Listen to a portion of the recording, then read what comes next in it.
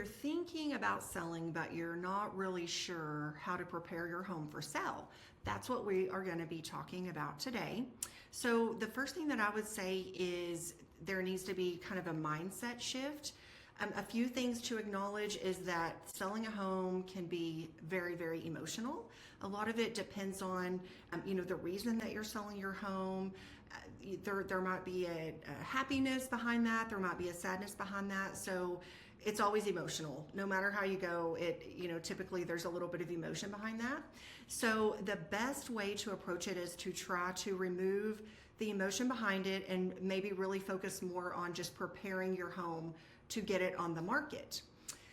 You need to start thinking of your home more as a marketable commodity and stop thinking of it as your home. Maybe put a little twist on that and think of it as someone else's potential home while you are preparing it for the market.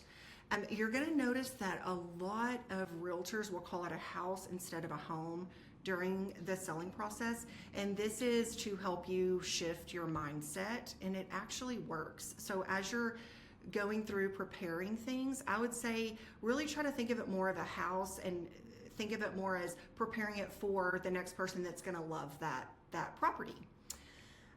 The biggest mistake that sellers make in preparing their house is they prepare it how they live in it.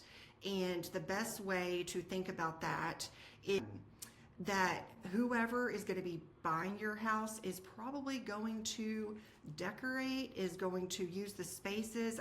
Everything is going to look different for them than necessarily how it works for you or how it looks for you. So the best way to think about that is, how can I neutralize my home the best way so that when a buyer walks in, they can visualize their own family living here instead of visualizing, my family living here. A lot of times the buyers don't see the memories that you have in the home. They see the storage, they see the condition, and they see the value. The hardest part of preparing your home for sale is decluttering. This is the foundation of getting your home ready for the market. This is probably the step that takes the longest time, and it is absolutely the most emotional part of preparing your home for the market. So we're probably going to talk a lot about the decluttering process in this video. The first thing that I really strongly recommend is just go ahead and rent a storage unit, because you are going to be shocked as you're decluttering at all of the things that you either maybe want to hang on to because it's a memory or something like that, but you don't need it in your home when you are getting ready to sell it. All of the things that you just need to get rid of. Or if you have too much furniture in a room, that's going to make it feel small. So there are going to be items and things that you're going to want to store away. So I would say just go ahead and get a storage unit. Typically, you can get a storage unit for somewhere between $50 and $100 a month, something like that, that will hold the things that you need it to hold. There's always a cost to selling your house as far as preparing your home for sale, and this is one that is really, really, really worth it. So I would say maybe check with a couple of storage units that are near your house and just look at this as something that I'm going to invest into preparing my home for sale. You want to make your home anonymous. You want to remove trophies, remove collectibles, remove most of the family photos. I feel like it's okay to have, a few here and there, but you don't want so many photos that it will distract the buyer as they're walking through. Also, on collectibles, this is a huge thing. I know that there are lots of people that maybe they collect their little precious moments things or arrowheads, or I've seen it all. I've seen so many different collections. Buyers don't care about that, and it clutters your house. So put those away so that you can get them out in your next house, because they make you happy. So you should have them in a home that you're living in, but you should not have those out in a home that you are preparing to sell to another person. I promise you that buyer is not going to see your collectibles in the same way that you see your collectibles. They're going to get distracted by your collectibles. So let's put those away. You want the buyers to see this as their future home. So just keep that in mind as we go through all of this. You don't want to put your things in the attic. We've already kind of talked about that. You definitely don't want to just put them in the garage or put them in a spare bedroom or something like that. You want to get them out of the house. So again, renting a storage unit is probably going to be your best bet.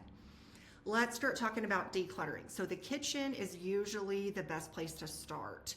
That's usually where we have our junk drawers, or we have, way too much silverware, or the pots and pans are just filling the cabinets. So you want everything to feel as spacious as possible, which means clearing out all of the things that you haven't used over the past, 3 years, 2 years, something like that. Buyers are going to open your cabinets. They are going to open the drawers. They want to see the space, and they want to know that there's going to be enough space for their family if their family chooses to purchase your home. So one of the things I always recommend is removing everything from the countertops in the kitchen other than a few items.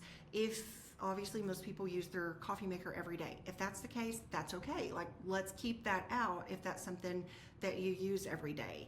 But if you have a crock pot and a mixer and a toaster, if you have all these things out, obviously you don't use those every day. So let's just put those under the cabinet. Let's find a space for them that is convenient and easy to pull it out when you need it, but then put it away. I've been into so many homes where literally the countertops are just lined. There is just things everywhere, and that makes the space feel small, and that gives the impression to a buyer that there's not enough space in this home. That's why, or there's not enough storage in this home, and that's why they are using the countertops as storage space. So let's just get rid of all that right from the get-go. Check under sinks. You want to make for sure that there's no leaks under those sinks. You want to declutter under the sinks. I know a lot of people put cleaning supplies and things like that. Get all that stuff out, give it a good wipe down, and then put the things that you are truly going to use back under there. Get rid of the rest of it.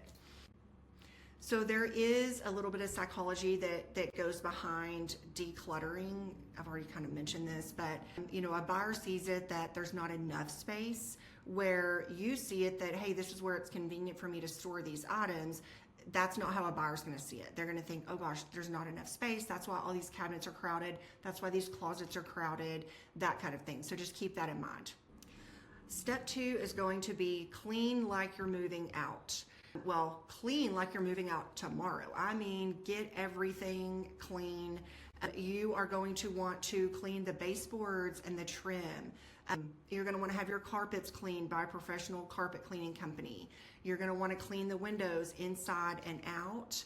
You are going to want to wipe down all the appliances inside and outside, wipe down all the doors, wipe down. A lot of people don't notice that light switches get kind of dirty, so wipe down those light switches. You're going to wipe down doorknobs, all of the things.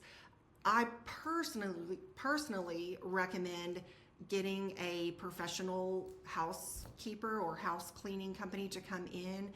You tend to not notice the things in your home after a while because you see them every day, where when you bring someone else in, they're going to notice that dusty fan. They're going to notice the cobwebs in the corner. They're going to notice a lot of the things that you don't really notice because you just got used to these things. And no judgment. I mean, mine is the same way. There are so many things that when I walk in and try to see it from a buyer's perspective, I'm like, oh gosh, like I didn't notice this or that.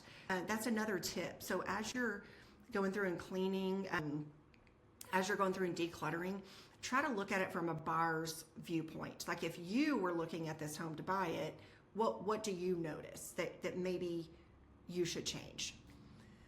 One of the big things that's really kind of hard sometimes for a realtor to talk to you about is smells. So if you have animals, which I'm a major dog lover, I mean, I absolutely love my animals, and you definitely get used to that smell in your house because you're in it every day. So I recommend if you do have pets or, things like that, you are going to want to make for sure that maybe have someone else come in and ask them to be honest Can you smell the dogs here? Can you smell, sometimes there's dog beds, there's, there are blankets, there's just those things that kind of start to smell. So maybe even just by putting those items somewhere else or just washing those items, doing something like that, you're going to get rid of some of that smell. Another thing that I really recommend is having an ozone treatment in your home. I mean, if there are strong pet odors or something like that, you can rent an ozone machine, and it is amazing at getting rid of odors. It's not going to get rid of, if you smoke in your home or something like that, you may have to have the vents cleaned and some things like that to get rid of the odor. But I will say those ozone machines, they're pretty amazing. So clean homes feel more expensive.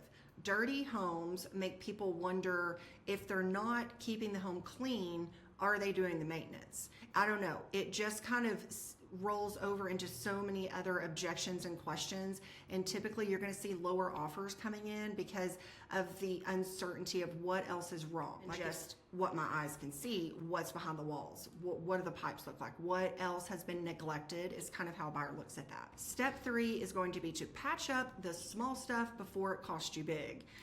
What I mean by that is if a buyer walks in and sees that there's water stains on the ceiling, or they walk in and they see a hole in the wall, if they walk in and they see things like that, it's going to make them think there's a bigger problem.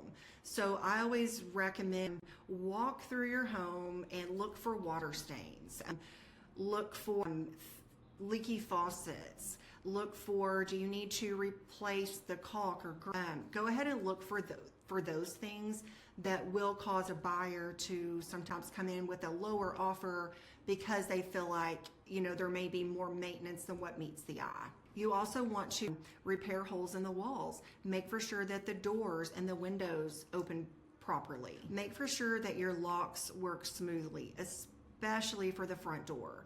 That's how realtors are going to take potential buyers into your home. And if that realtor has to stand at your door and jiggle the lock to try to get it to open, that just kind of gives an impression of maybe there needs to be some extra maintenance or something like that. So make for sure that those locks open smoothly, that kind of thing. That really is important. So some of the psychology behind making for sure that these things work properly, buyers are going to walk in and flip light switches. They're going to turn on faucets. They're going to open doors. They open everything. They flush everything.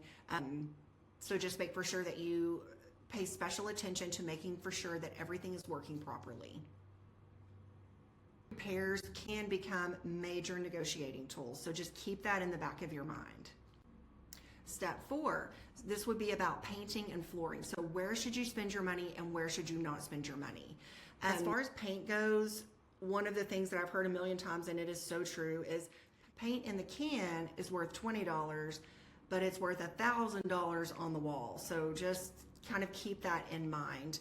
Painting is one of the best ROI improvements that you can do to your house. So neutral colors are best. I would say just go with something neutral. Try to stay away from anything that hints at your favorite college team's colors, or there's so many things that can make a buyer feel like, oh gosh, I don't want to come in here and have to paint this wall. I don't want to have to come in here and do this or that. In a buyer's mind, those repairs or updates cost twice as much as they're really going to cost, and you will see that reflect in the offers that the buyers make.